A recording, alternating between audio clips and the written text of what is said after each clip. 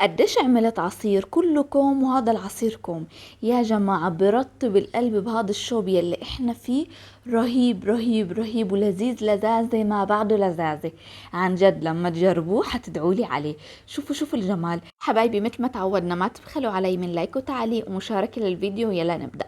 هون كبداية جايبة بطيخ، انا حطيته بالفريزر شوي، انتو فيكم تستخدموه ما تحطوه بالفريزر، يعني عادي اقسموه وحطوا عليه نص كوب من السكر واضربوه بالخلاط مثل ما شايفين. حنضربه ضربة هيك محترمة بالخلاط حبايبي، بعدين نجيب المصفى ونصفيه. انا هلا هون صفيته مرتين بالمصفى مشان يطلع معنا شكل العصير رايق وشفاف مثل ما شايفين. للأمانة شو شوية عصير حيطلع معاكم طعمه غير شكل. وجبت التلج وحطيته وحطيت عليه العصير.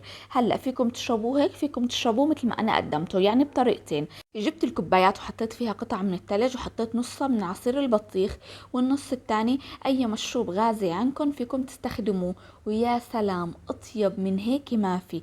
وبطلع هيك فقاعات من فوق وشكل بابلز كتير كتير حلو. وزينوه هيك بالنعناع، وعن جد منظره شيك وطعمه ولا اطيب. جربوا حتدعولي عليه. وكتير برطب القلب بهذا الصيف اللي احنا فيه. وطعمه لذيذ لذيذ لذيذ. بحبكم بالله، قيموا لي الوصفة.